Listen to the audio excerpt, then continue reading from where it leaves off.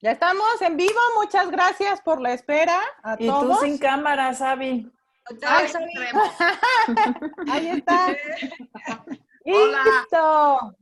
Hola, ya estamos todos con unos Hola. pequeños detallitos técnicos, pero ya estamos aquí con todos ustedes.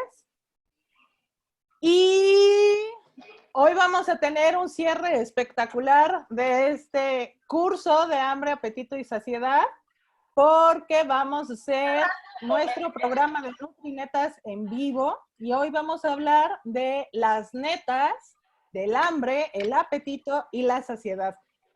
Estamos muy contentas. Mi nombre es Sabi Camacho, ya algunos de ustedes nos vieron en el curso.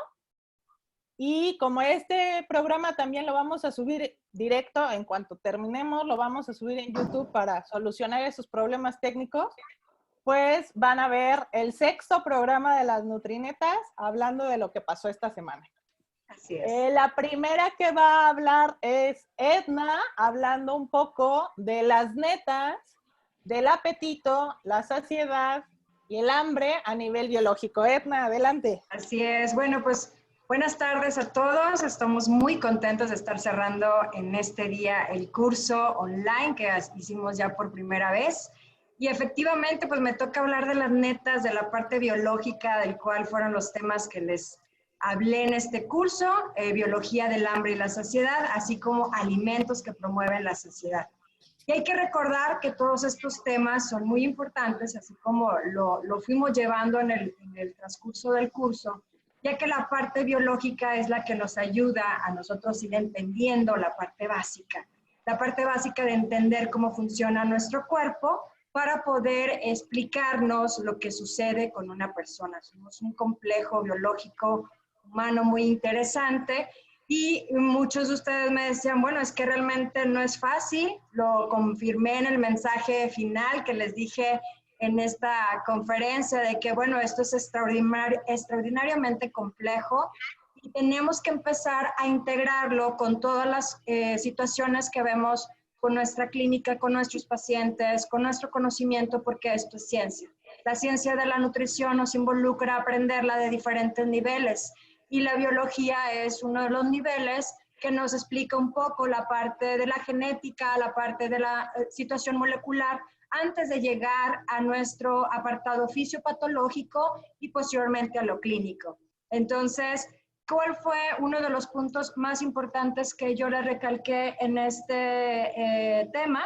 Principalmente es el hambre es un instinto de supervivencia. Eso fue un punto que también aclaramos mucho. Fue un punto el cual nos permite marcar cómo el tejido adiposo es una forma en que nos regula nuestro peso corporal a través de este instinto de supervivencia, por eso buscamos comida. Y el hambre nos impulsa a alimentarnos cuando el organismo lo requiere. Y pues es una forma que empezamos luego a identificar la segunda conferencia, cuando ya les hablaba de alimentos. Ya mucha gente me decía, ay, me queda más claro. Y pues claro, porque ya empezamos a aterrizar la información. Y es cuando entonces comprendemos por qué toda esta serie de macronutrientes efectivamente van a tener una respuesta diferente a todas estas señales hormonales, de nuestros péptidos, de nuestras señales a nivel neurológico, que va a poder ayudarnos a estas respuestas que queremos en una persona, que se sienta un cerebro feliz, un cerebro contento porque llegó su disponibilidad alimentaria y es lo que nosotros buscamos de un conocimiento. Entonces recuerden, la neta es esta. La neta es que el nutriólogo, cuando conoce los niveles para comprender todos estos procesos, es un nutriólogo que puede llegar a dar una muy buena intervención a sus pacientes, porque nos fuimos de lo genético, lo molecular, lo fisiopatológico y nos vamos a ir aterrizando a lo clínico. Entonces, espero sus dudas. Ya tienen por ahí algunas referencias de acuerdo a los resúmenes que hoy compartimos y estoy muy contenta, ya saben, de haberles explicado un poquito de esto que es para dar mucho más que hemos estado comentando. Cada uno de nuestros temas da para más, pero estoy al pendiente de todos sus comentarios también y sus dudas. Muchas gracias. Gracias, Edna. Vas, Claudia. Ahora Vale. la contraparte de la biología, la conducta. Claro que no, Sabi, no es la contraparte, es parte de. Exacto. El resultado. Así es, o sea, ¿cómo crees? Uno de los resultados. Uno de los resultados. Bueno, yo estuve hablando en la semana sobre el tema de los aspectos psicobiológicos del apetito y no psicobiológicos, psicosociales más bien del apetito.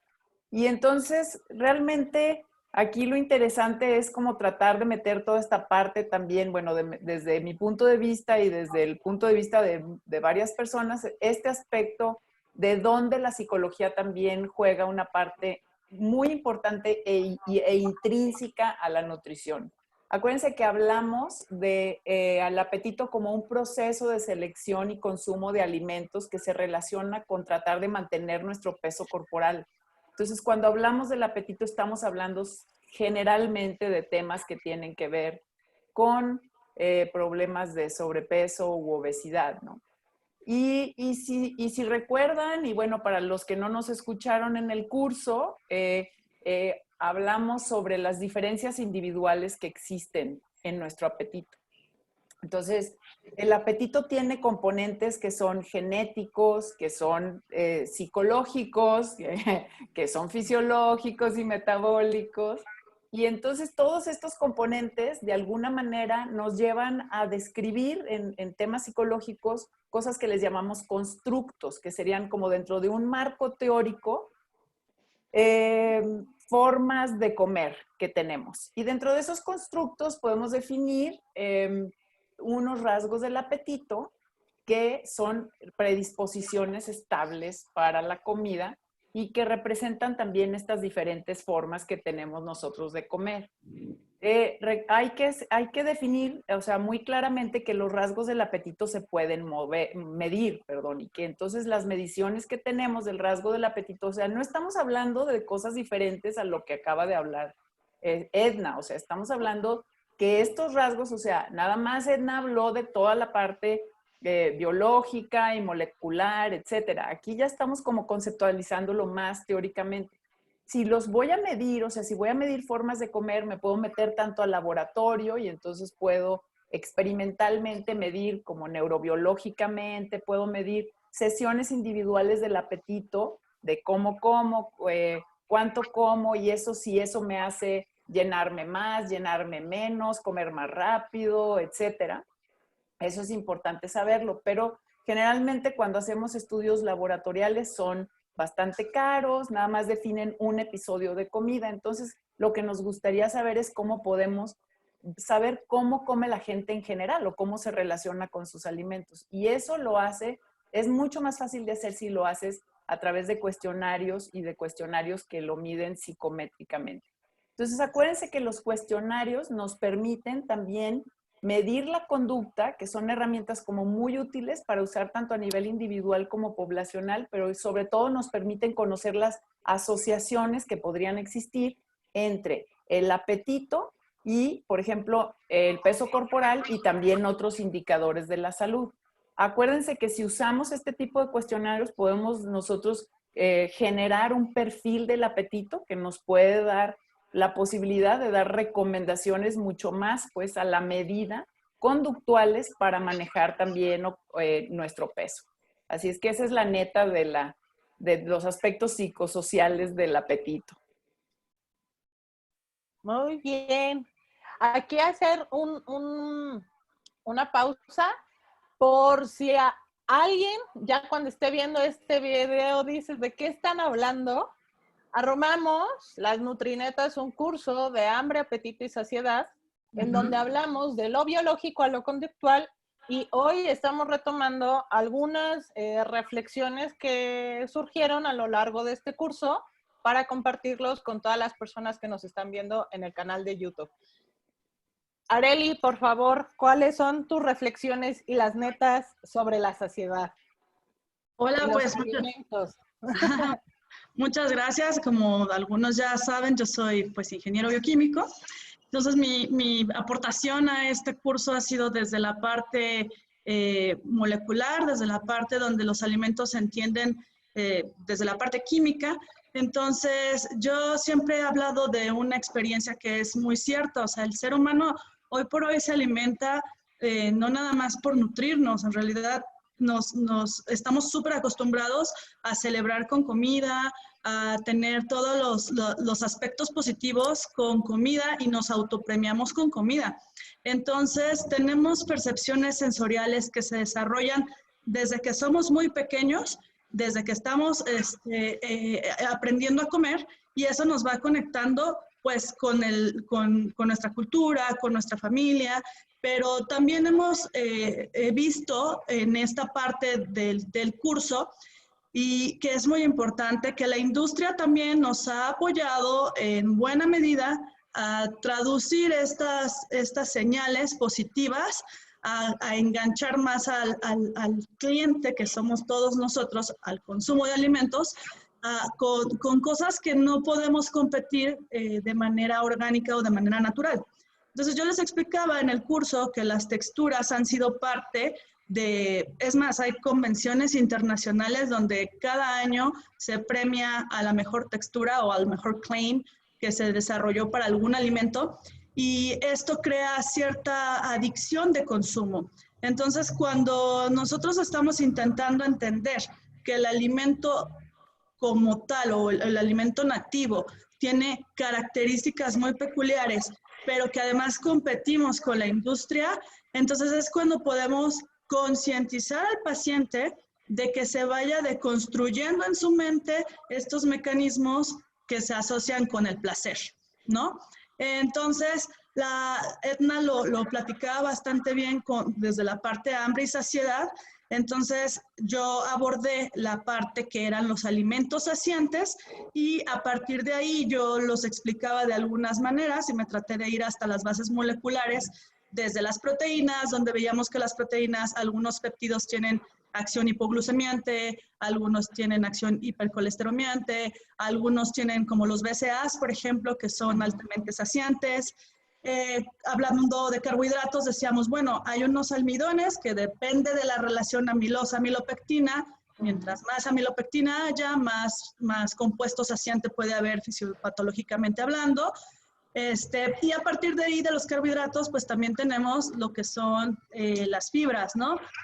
Les explicaba que había varios tipos de fibra. Había la fibra cruda, la fibra vegetal y también la fibra soluble, que en este caso nosotros la llamamos fibra dietoterapéutica o terapéutica. Y esa se divide pues en todavía algunas otras cuestiones que ya ven siendo gomas, mucílagos, lignanos, celulosa, hemicelulosa. Y todos estos también tienen aspectos saciantes. Me enfoqué mucho sobre todo a los mucílagos y a las gomas, porque tienen una capacidad de retención del agua que se va voluminizando, por así decirlo, la capacidad estomacal y también fisiológica, y al final puede ser hasta hasta 7 veces el tamaño de lo que se consumió. Y eso, pues, saciantemente, también lo mencionábamos en el curso, es, pues, a corto plazo. No hay ningún alimento que pueda saciarte, pues, horas, ¿no? O muchas horas. Entonces, pero vamos viendo los beneficios. Y la última parte que yo abordé era también los fitoquímicos. Y eso es una ciencia que tiene ya algunos años, pero que todavía no se explota muchísimo, donde hemos encontrado que algunos mecanismos tienen que ver con la recepción de señalizaciones que tienen que ver en los impactos en genes que se traducen.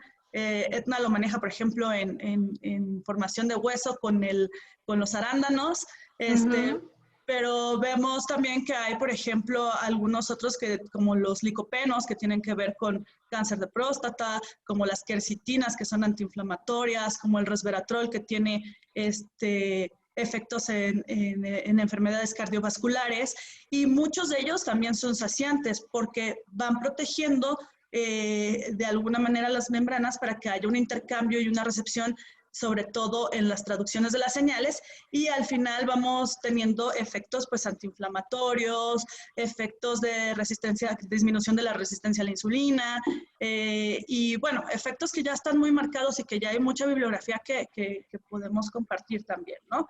Entonces, pues como dice Edna, este tema da para no parar de hablar en unas cuantas horas, pero yo acabaría diciendo que la neta, conocer las bases moleculares de los alimentos son totalmente necesarios para entender los procesos metabólicos. Y el nutriólogo tiene que saberlo. Claro, gracias. Yareli es nuestra nutrineta invitada. Así es. Es nuestra primera nutrineta invitada. Primera nutrineta invitada, Yareli, bienvenida a nuestro programa. Es un honor que sea la primera invitada. Claro, y aparte gracias por participar en este curso, que fueron unas grandes aportaciones, lo de todas las bases moleculares de los alimentos. Muchas gracias. Edna, tú estuviste charlando propiamente ya de los alimentos. Sí. ¿Habría algo que quisieras agregar a lo que ya compartió Arely? Pues precisamente ahorita que yo les comentaba era eso, o sea que ya existen hasta estudios donde efectivamente hay jerarquías de niveles de saciedad por cada uno de los macronutrimentos, y además puntos como los que ahorita hablaba Arely, la parte de la micronutrición juega un papel muy interesante en todos estos aspectos moduladores, porque algo clave, bueno, ahorita les platicaba, donde el hambre es el mecanismo de supervivencia que tiene una persona a nivel biológico, la saciedad es lo que buscamos en un paciente o en una persona para que estos cambios metabólicos también se puedan dar, o sea, y que tú quieras que este cerebro esté contento y que lo aprendimos conociendo, bueno, muchas revisiones de literatura donde efectivamente nos hablaban, por ejemplo, de las proteínas como el número 1 de los efectos más saciantes, luego los hidratos de carbono no digeribles, que eran principalmente las fibras, y en tercer lugar las grasas, pero también enfocada a grasas que estuvieran con el efecto, por ejemplo, las grasas poliinsaturadas que puse del omega 3, o también que fueran monoinsaturadas. Entonces, los alimentos con ese enfoque, vimos muchas cuestiones de la fibra en las revisiones sistemáticas que ofrecí dentro de la charla. Te hablaba precisamente ejemplos de que hubiera huevo, de que hubiera yogur, que hubiera, por ejemplo, consumo de pan de centeno, avena, que todo el mundo hizo muchísimas preguntas de la avena Arely, las cuestiones del beta-glucano, y empezábamos a hablar de que por lo regular en las dietas para el control metabólico, en la obesidad, en la diabetes, quitamos carbohidratos y decimos que los carbohidratos pues no son lo más conveniente, y no es así. Hablamos con los aspectos de la saciedad, las cuestiones de la fibra. Manejé un punto clave donde precisamente esas fibras fermentables, a través también del efecto que tiene la microbiota, que se empieza a integrar a estos mecanismos, y sus fermentaciones a través de ciertos receptores y transportadores, veíamos que todos esos productos como los ácidos grasos de cadena corta que se estaban fermentando, el butirato, el propionato y acetato, tenían efectos metabólicos que hacían esa característica de mejora. Y otro punto clave era cuando hablábamos de péptidos gastrointestinales, que el comer fibra estaba mejorando la densidad y expresión de esos péptidos, tanto GLP-1 como péptido Y.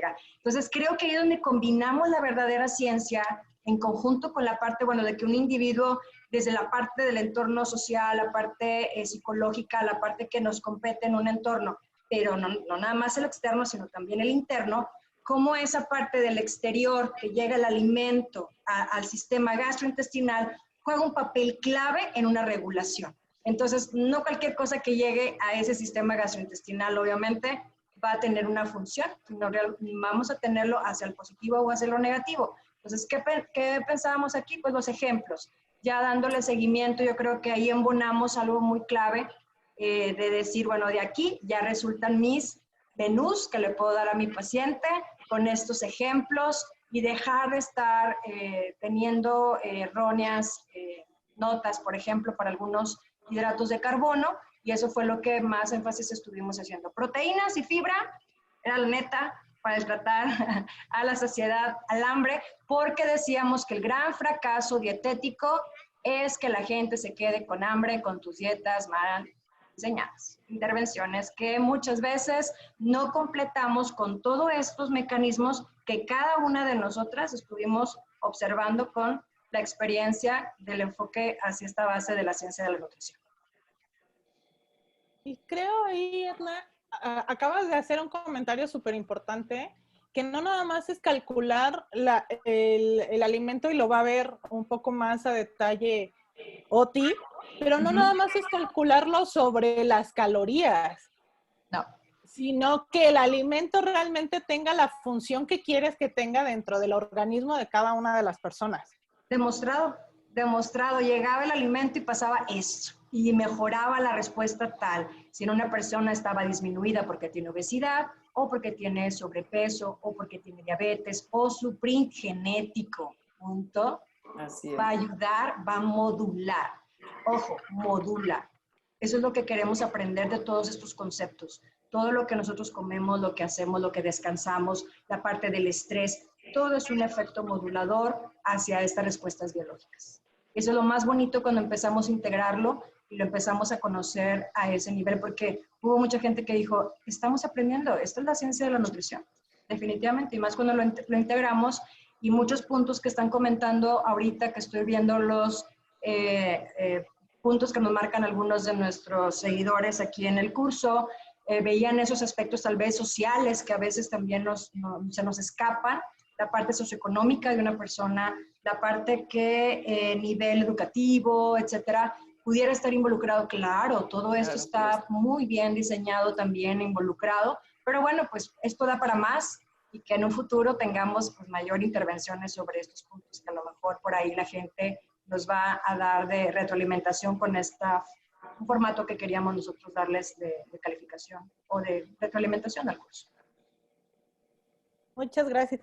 Pues siguiendo la lógica y el programa que llevamos, a mí me tocó un tema que en lo particular me apasiona, que es el cuidado que da el nutriólogo, el profesional de la nutrición, utilizando esa ciencia, pero haciendo las cosas de manera compasiva. Algo que no se nos debe de olvidar es que muy probablemente la conducta alimentaria, si bien ponemos mucho énfasis en las personas que tienen un exceso de grasa corporal, que el exceso de grasa corporal es lo que nos representa un factor de riesgo, y de entrada aquí tendríamos que empezar a cambiar el contexto de las personas con un índice de masa corporal mayor son las únicas que tienen riesgo para el desarrollo de enfermedades. Pues una persona con un normopeso identificado por índice de masa corporal, que pueda traer un índice de masa corporal de 23, pero trae 30% de composición corporal basado en grasa. Y esa composición grasa es la que le va a generar un factor de riesgo. Entonces, lo que tendríamos que empezar a hacer también es sí integrar la ciencia de la nutrición, la conducta, los aspectos biológicos, genéticos, psicológicos, pero al final del día, si toda esa ciencia lo centramos a que nuestra intervención es solo basada en el peso, de nada nos sirvió entender toda la cascada de apetito, toda la...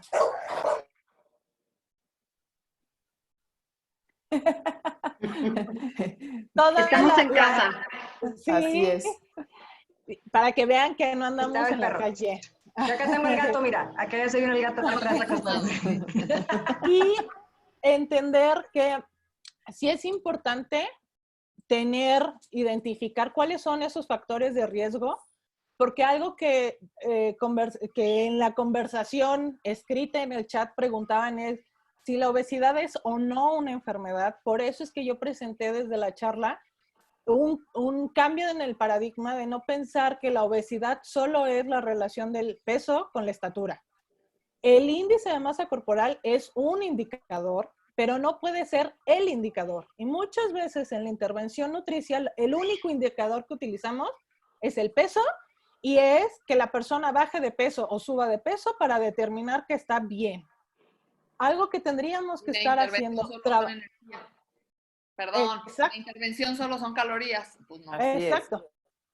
Y que tendríamos que estar utilizando ese pensamiento crítico de decir, ok, o sea, trae un índice de masa corporal elevado, ¿cómo está su composición corporal? Porque puede ser que traiga un porcentaje de grasa elevado, pero que también traiga un nivel muscular elevado, y eso va a tener un menor riesgo en el desarrollo de otras enfermedades.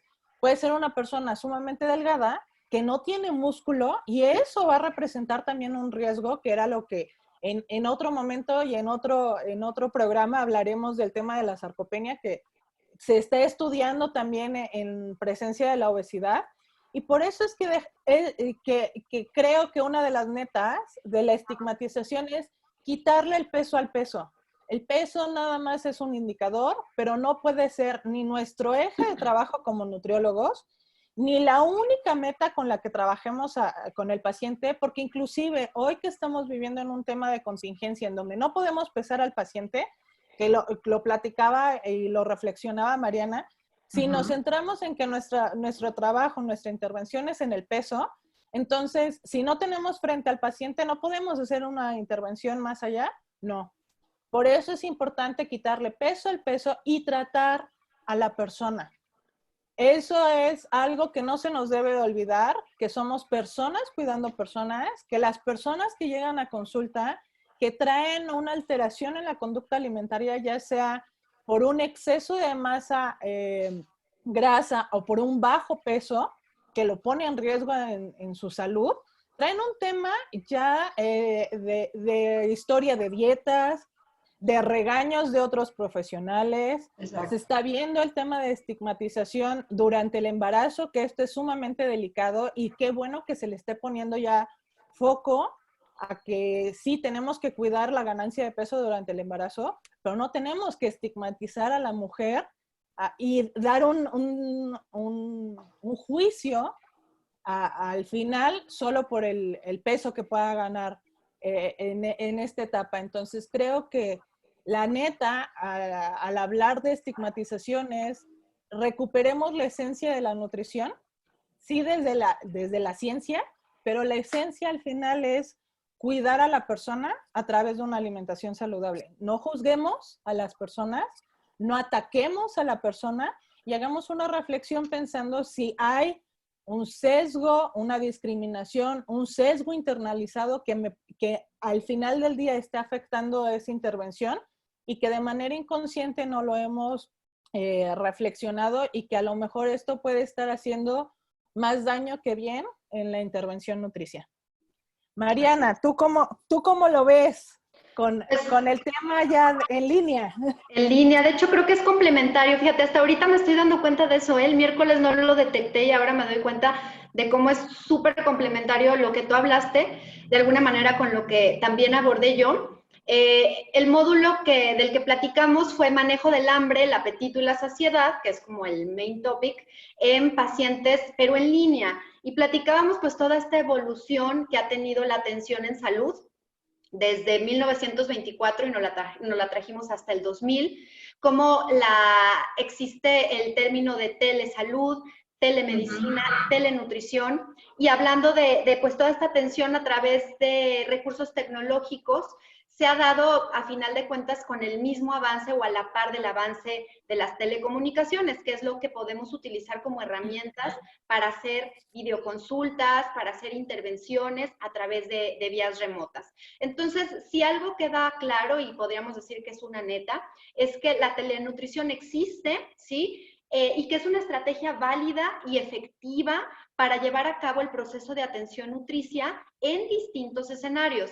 El escenario que abordábamos el miércoles eran pacientes que viven con sobrepeso y obesidad, pues porque sobre todo estamos hablando de hambre, apetito y saciedad y son los pacientes que principalmente van a tener problemas en la regulación de esto, ¿no? Por eso lo abordamos y lo orientamos mucho a ellos.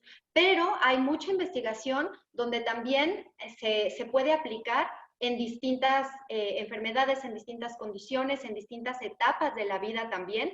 Y algo que creo que es importante es reiterar el tema del pensamiento crítico, porque cada etapa, cada condición va a tener sus bemoles y van a tener ustedes que hacer adaptaciones a su consulta online, por supuesto, y va a depender mucho del tipo del paciente. Ahí comentaban unas de las preguntas, ¿no? Hablaban del paciente renal. Es que ahí entonces tendríamos que pensar en otras condiciones y ver entonces qué estrategias o qué herramientas nos podrían ayudar para ese paciente en particular. para no salir mucho del tema, hablando de sobrepeso y obesidad, yo creo que no deberíamos de angustiarnos, porque al final sentí como hasta cierta angustia, ¿no? De, es que ¿cómo lo voy a hacer? Y si el paciente no tiene báscula, y por ahí alguien hasta si me dice mentiras, si se pesa y me miente. Entonces yo diría, bajen un poco su nivel de estrés, ¿sí? Creo que tenemos muchísimas herramientas tecnológicas de las cuales nos podríamos apoyar para resolver este tipo de problemas. Están los wearables, están las apps, están las plataformas y están las cosas tan simples y sencillas como que la persona vaya al Walmart y se compre una báscula. O sea, tampoco es como, creo yo que tampoco es el problema principal, ¿no? Entonces, se puede hacer, es muy viable. Y creo que en esta era tecnológica es todavía más viable y cada vez será más, porque vendrán más recursos que no existen y nos van a ayudar muchísimo a complementar esta parte. Pero yo sí los exhortaría a que se animaran, que lo probaran, porque tienen beneficios. El hecho de hacer telenutrición tiene beneficios y creo que son beneficios que van más allá de COVID-19. Yo me ponía a pensar también en el tema ambiental, ¿no? O sea, si logramos bajar el tráfico, pues también tenemos un impacto en el ambiente. O sea, creo que va mucho, mucho más allá. Y es muy complementario con lo que decía Sabi, quítale peso al peso, ¿no? En el tema del monitoreo, de la evaluación, ya les dije, no se angustien, hay muchas maneras en que sí podrías pesar, pero aún fuera el caso que no lo pudieras pesar, no es lo más importante, ¿sí? Lo más importante es lograr los cambios en los patrones de alimentación, en la actividad física, es decir, en el estilo de vida. Y un ejemplo, y con esto quiero cerrar, ustedes imagínense un paciente, ¿no? Con obesidad, es un paciente que saben todo el perfil metabólico que tiene, el riesgo cardiovascular que tiene, la resistencia a la insulina, toda esta cascada de patologías que ya vienen integradas en la obesidad. Entonces, yo digo, si yo no peso a mi paciente, pero yo tengo una entrevista en línea con él, y el paciente me dice, Mariana, estoy haciendo ejercicio, ya logré hacer ejercicio 5 veces a la semana, estoy nadando, estoy corriendo, estoy saliendo a caminar y estoy haciendo los 60 minutos, ¿sí? Y ya es parte de mi vida, tengo más de 40 días haciéndolo. Sinceramente, en ese momento, yo más que pensar cuántos kilos bajó, yo estaría pensando en todo el impacto metabólico que esto está teniendo en el paciente. En salud, exactamente. Yo estaría pensando en mayor expresión, por ejemplo, y esto tiene que ver con lo que platicaba Edna, la parte biológica, mayor expresión de MPK, mayor expresión de adiponectina, el impacto que esto tendría en la resistencia a la insulina. Estas adiposinas tienen también un impacto en la lipólisis, es decir, el paciente está haciendo lipólisis, el paciente está perdiendo peso si está cambiando la conducta. Por eso les decía, el peso se va a dar por añadidura. Sí, totalmente. Entonces, quítenle peso al peso. Yo haría hincapié exactamente en lo mismo y utilizar mucho el pensamiento crítico y no angustiarse. Sí se puede. Claro. Listo. Eso es todo. ¡Oti! Muy bien, pues bueno, oigan, ya oímos de todo, ¿no? Muchas gracias a todos por estar aquí, por toda su asistencia a este curso maravilloso. Lo que yo hablé fue realmente las estrategias para promover el cambio de conducta y favorecer la adherencia a todas estas estrategias que promuevan saciedad, digamos, ¿no? Entonces, yo quisiera decir, pues, netas puntuales. La primera neta sería que el mejor tratamiento dietético o la mejor dieta es aquella a la que el paciente se puede adherir. No hay de otra. Puede ser, o sea, no hay magia. Tardar 2 horas en cálculos, pero eso no es lo importante, porque si el paciente no la hace, o sea, no hay adherencia, no hay manera de que tenga un impacto.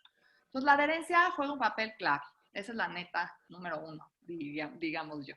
La neta número 2 es que en estas estrategias dietéticas, pues sí, ¿no? Tratar de integrar que si la proteína, ¿no? Que la fibra, integrar algunas otras estrategias como hablar de densidad nutrimental, que es fibra y agua, baja densidad nutrimental contra alta, ¿no?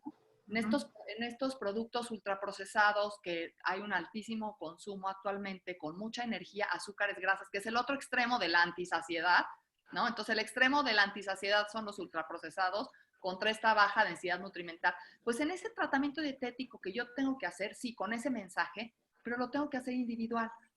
Entonces, la neta aquí es tratamientos dietéticos, sí que promuevan la saciedad, pero individuales.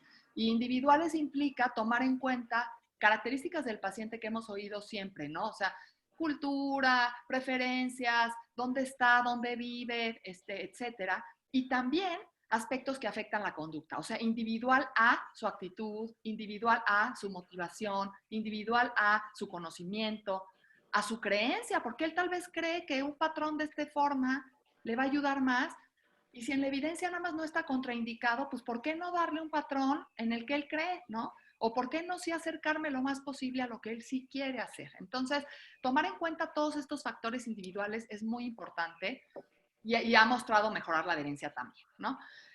Otra es más efectividad de las intervenciones dietéticas y de intervenciones de estilo de vida si uso estrategias conductuales. Eso está contundente en la evidencia. Si yo meto, y eso es consejería, o sea, cuando hablamos de consejería, que a veces suena como un término de moda, ¿no? La consejería. Y estoy haciendo la misma intervención prescriptiva de calorías y es consejería. Pues no, no es término de moda, o sea, sí tiene una razón de ser. O sea, esta consejería es tal vez una intervención dietética, de actividad física, educativa, pero dentro de un contexto donde tome yo estrategias de cambio de conducta, ¿no? Entonces, estas estrategias que son muchas, automonitoreo, control de estímulos, red de apoyo social, metas personales, ¿no? Todo esto va a ser efectivo. Entonces, necesitamos integrar a nuestras intervenciones estrategias conductuales. Esa sería la otra meta. Y se puede hacer en telenutrición. Y que puede hacer. Muy buen punto. Exacto. Sí, ¿no? Y no necesito ahí demasiado.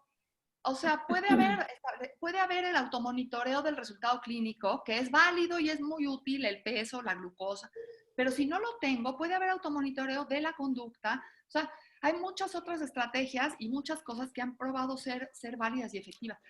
Y necesitamos efectividad en las intervenciones. Entonces necesitamos meter esta parte conductual.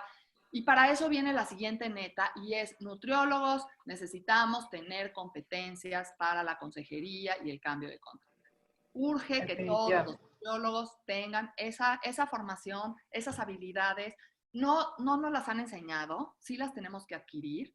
No es de sentido común, es de adquirirlas y aprenderlas. Entonces, pues eso sería realmente las netas de la adherencia, el cambio de conducta y el tratamiento individualizado. Ya tenemos material para el siguiente curso. Ya dijo ahorita Oti. ¿Cuál es? Pues eso, que las habilidades las tenemos que empezar a fortalecer, a generarlas. A lo mejor sí las tenemos, pero no lo sabemos, pero sí explotarla porque necesitamos eso. Como dices tú, no es solamente sentido común, es todo un proceso. Y eso también lo que le han preguntado mucho a Clau durante el curso. Así es, sobre el manejo conductual realmente, o sea, este apoyo con las estrategias, o sea, yo creo que finalmente lo que estamos tratando de hacer es de modificar la conducta.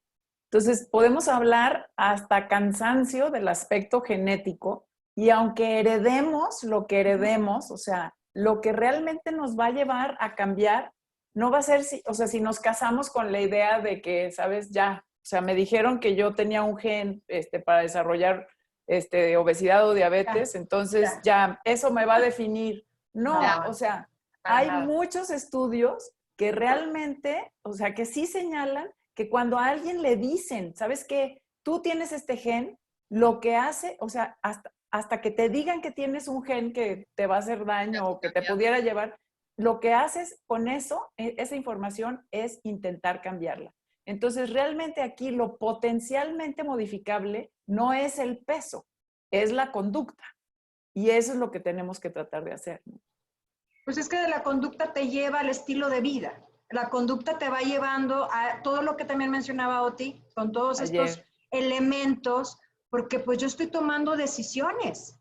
Y ahí, por ejemplo, efectivamente, nosotros heredamos una genética de papá y mamá, pero nosotros también tenemos una epigenética que va a ir modificando a través de lo que hacemos con esas conductas, estilo de vida, descanso, ejercicio, alimentación, manejo de estrés. Todos los elementos que conocemos van a realmente a impactar esta salud y que volvemos a insistir, no nos quedemos con solamente medir acumulación de grasa o decir el peso. Es la funcionalidad de una persona la que le lleva a mantener ese estado de salud, por eso busca al profesional que le dé su intervención, su indicación, para que él pueda llevarlo en el transcurso del ciclo de la vida. Es un punto clave que no debemos de dejar de un lado. Lo hemos insistido, no es acumulación, no somos un número, no somos una glucosa, no somos un peso, no somos una insulina. Es un todo que nos empieza a dar un concepto de lo que queremos llevar a nuestro paciente es su salud, su felicidad, incluso la parte mental que hemos dicho, un cerebro feliz, una persona estable, una persona contenta, donde todo esto le lleve a manejar a través de su vida todos estos elementos de una, como le llamamos, prolongevidad, o decir, voy a llegar a adulto mayor, pero con calidad. Eso es lo que queremos y para eso existimos los nutriólogos, bueno, en esta área de lo que estamos tratando, ¿verdad? Por eso somos un equipo multidisciplinario, como también lo manejaba Arely, debemos de trabajar en equipo para que esto se logre y muy efectivamente a través de estas estrategias. Y si hablar de estilo de vida es romper con las prescripciones como si fuera un medicamento, la dieta. O sea, desgraciadamente sí a muchos nos enseñaron prescribir nutrición como prescribir un medicamento. Usted hace esto y ok, desgraciadamente, o sea, la alimentación es demasiado compleja y diría como ahorita que dijo Edna, heredabilidad de genes y heredabilidad de ambientes y de conductas. También. O sea, aprendemos las conductas de nuestros papás, tíos y eso, y no necesariamente son las adecuadas. Y además estamos en otro ambiente fuera de nuestra casa que es obesigiénico, poco saludable.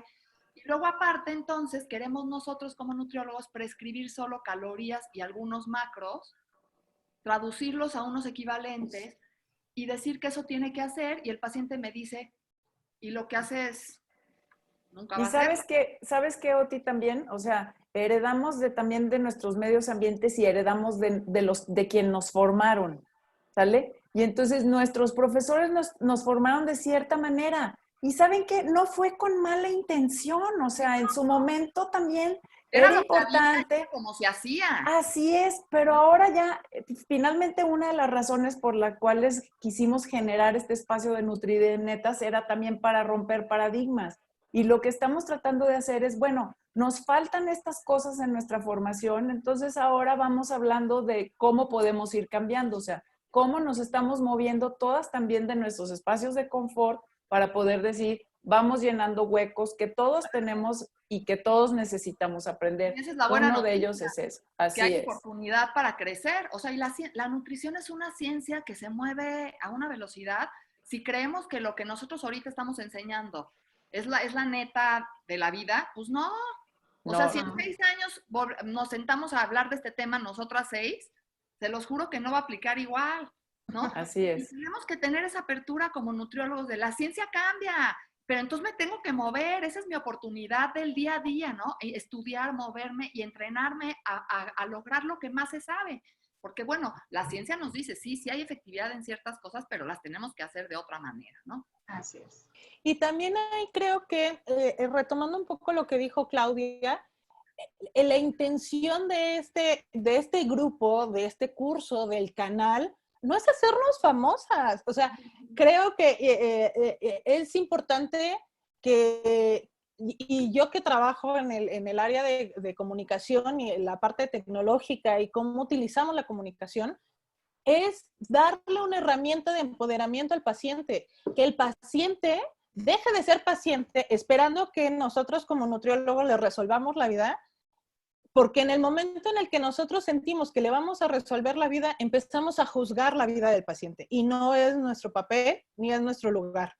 No. En el establecer una conversación, así como lo estamos haciendo a través de medios digitales, a través de hacer un canal de YouTube y poder platicar de la situación de la neta de la nutrición, no nada más desde el aspecto profesional como nutriólogo, sino también darle esa cercanía al paciente, a la persona que quiere saber más de nutrición desde la ciencia y no una nutrición, una pseudociencia que le hace daño, o que le genera estigma, que le genera miedo, que le genera estrés, ansiedad. Es también acercar al paciente a un mejor control de decisiones tomadas con base en la información, porque esa información basada en evidencia generada por el propio profesional de la nutrición le va a permitir tener más herramientas de autocuidado, que eso es lo que queremos. Algo que platicaba yo también en la charla es el darle acceso y atención, información a las personas, no importando su talla. O sea, no podemos ser nosotros como profesionales de la nutrición los que discriminemos a las personas porque no encajan en un parámetro que académicamente me construyeron de qué era bueno y qué era malo, sino que con todo lo que estamos viendo, el hambre, la genética, pues aunque tengamos una cajita de herramientas, no la vamos a poder aplicar a todos en la misma medida para todas las personas en el mismo momento, en todos los momentos de la vida. Entonces, creo que el tener estos espacios también nos permiten acercarnos a los pacientes a que se involucren en las decisiones sobre su propia alimentación. Sabi, ¿qué opinas del coaching nutricional como una estrategia para la adherencia al tratamiento? Sí, aquí lo Creo están que ahí Estoy leyendo. Ahí podría tener un conflicto de interés porque tengo una formación en coaching nutricional y el coaching nutricional Ok, opina, Oti, va. y la entrevista motivacional son herramientas de consejería que te permite establecer una comunicación con el paciente. Que están adentro del proceso de atención nutricia, o sea, se necesitan saber. No es dejar de hacer nutrición. Yo he oído mucho pleito de nutriólogos diciendo que por qué hay coaches, ¿no? Que por qué hay coaches que hacen nutrición. Ahora, la herramienta coach, pues es estrategias conductuales aplicadas a algo. ¿No? Entonces, eso pues es una estrategia como pues muy buena porque va a tener... ¿De consejería? Es consejería, es una forma de hacer consejería que podemos perfectamente bien utilizar los nutriólogos y si me capacito en eso, qué increíble porque me va a dar herramientas. Yo creo que podemos hacer un programa de eso, nada más, o sea, de eso. Ahorita vamos enfocándonos también a lo de hambre y saciedad, pero de que es una estrategia, es una estrategia. De hecho, un grupo de estrategias. O qué credenciales o qué habilidades en nutrición tengan algunos coaches, eso es otra cosa. Sí, así es. Pero son dos cosas. ¿Qué es lo que yo les digo cuando doy pláticas de coaching nutricional? Un nutriólogo puede adquirir habilidades de coaching para su intervención nutricia, pero un coach, por tener habilidades de coaching, no es nutriólogo. No es nutriólogo. Y eso lo dice la academia también, sí. Exactamente. La Academia de Nutrición y Dietética de los Estados Unidos tiene un documento de postura sobre coaching nutricional. Bueno, pues ya tenemos materiales, no nada más para el programa, sino también para otros cursos que sabemos que son necesidades que tenemos los nutriólogos y sobre todo viendo lo que también comentan aquí en el Facebook, que estamos equivocados todavía en lo mismo y no hemos evolucionado en solamente medir el peso corporal, que fue una de las situaciones que resultaron aquí en el curso. Pero ¿sabes qué? Yo creo que algo que puede sesgar o que puede estigmatizar, utilizando la palabra, es pensar que está mal. Tenemos que pensar fuera de la caja y pensar que si hemos hecho las cosas de la misma manera siempre y no nos da resultados, algo tenemos que cambiar. Y también la definición de locura. Algo que también creo que es parte de mi tema y que por ahí todavía queda ese cabo suelto, es que también la industria ha ganado mucho terreno y la verdad es que no se han dado cuenta. O sea, seguimos consumiendo muchos alimentos que tienen que ver con el sentido del gusto y va más allá de la voluntad y va más allá de la plática. O sea, esa es una esfera todavía intocable hasta ahora, donde hay muchísimo en juego. Entonces yo creo que también esa parte habría que integrarla. La industria se está colgando muchos beneficios a la salud y está pasando por alto muchas situaciones en la composición por ahorrarse costos, por ganarse clientes, por tener, fíjense, simplemente la industria de los niños, ¿no? La industria de los niños es una industria que si tú la volteas a ver, está visualizándonos el futuro, ¿no? O sea, está visualizando cómo están creando consumidores desde muy pequeños para tener consumidores adultos. Entonces, yo creo que aquí, yo desde mi punto de vista que no doy ni consulta ni soy nutrióloga, yo creo que ahí las herramientas son todo lo que nos puede ayudar, ¿no? O les puede ayudar a contrarrestar, contrarrestar los efectos de la globalización a individualizarlo con un paciente. Por supuesto. Bueno, pues ya vamos viendo. Vamos cerrando esto. Sí. No, si no, esto se hace eterno. Aquí le podemos Y seguir no nos horas. vamos a aventar otra semana hablando de hambre, apetito y saciedad. Pero muy bien todo lo que nos estaba comentando también Arely, creo que es algo que también combina y concatena con lo que aterrizó acá Oti. Todos nos han dado algunos comentarios dentro de esta charla que estamos teniendo, que efectivamente todos los temas que se tocaron en el curso fueron hilándose uno tras otro para poder llegar a que esto sea práctico para tu consulta, si así lo quieres ver. Pero igualmente, como lo comentaba ahorita Clau, este programa que nosotros tenemos, todas somos académicas, hacemos investigación, buscamos que cambiemos nuestra manera de pensar, pequeños mensajes, pensamiento crítico, es lo que nos hace falta nada más para, ay, es verdad, esto me va a recordar que lo tengo que hacer, que lo tengo que volver a leer, porque el conocimiento lo tengo. Entonces es bien importante que retomemos todo esto. Gracias por todos sus comentarios, estamos muy contentos de estar cerrando ahora nuestro curso, lo hicimos con mucho cariño, fue, como lo comentaba Claudia desde el principio, con una llamada, con una intención, y creo que esta contingencia nos ha dado todas estas ideas para poderlas llevar a cabo. Y hay para más. Y la verdad, gracias por su confianza, por creer en este proyecto que tenemos nosotros, que tenemos menos de un mes, Sabi, más o menos trabajando en Nutrinetas, y pues vamos a ir viendo qué otras posibilidades tenemos con nuestra experiencia y lo que puede ir viniendo a futuro y lo que puede ir cambiando.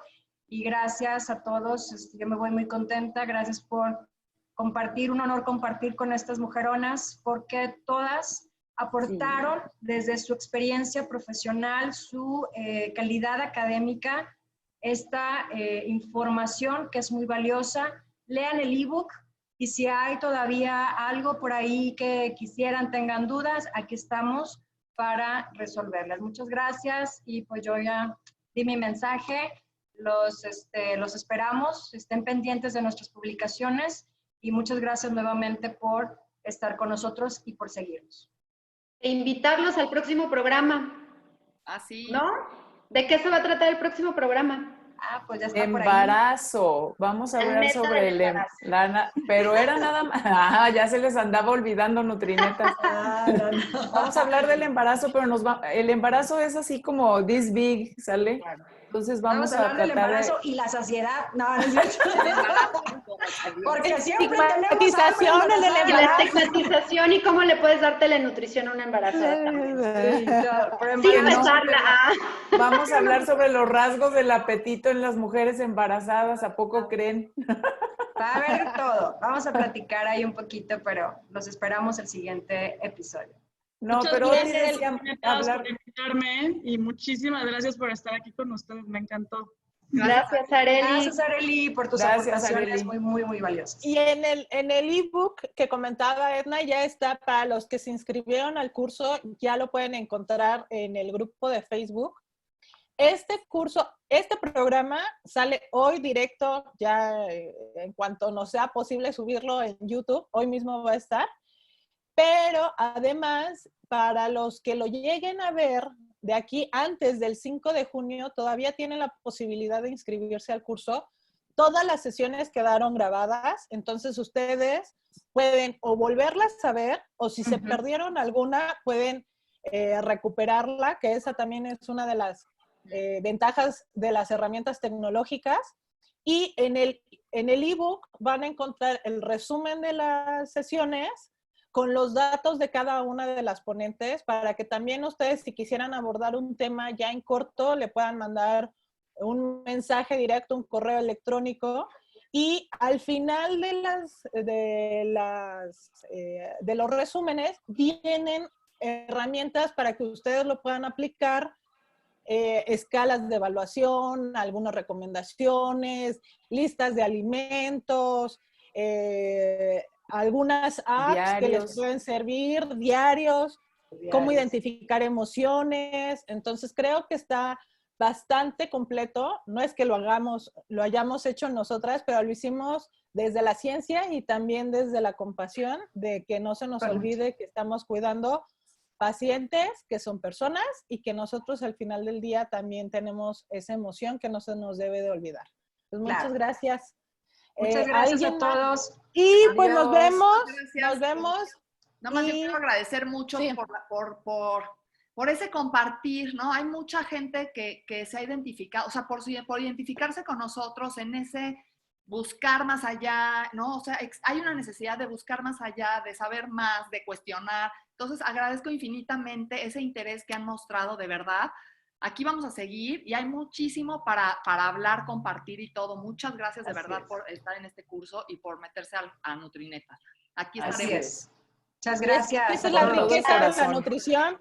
Esa es la riqueza. Un beso. Con todo el corazón. Adiós. Nos vemos el próximo Nos vemos viernes. la próxima semana. Bye. Gracias. Me encantó. Bye.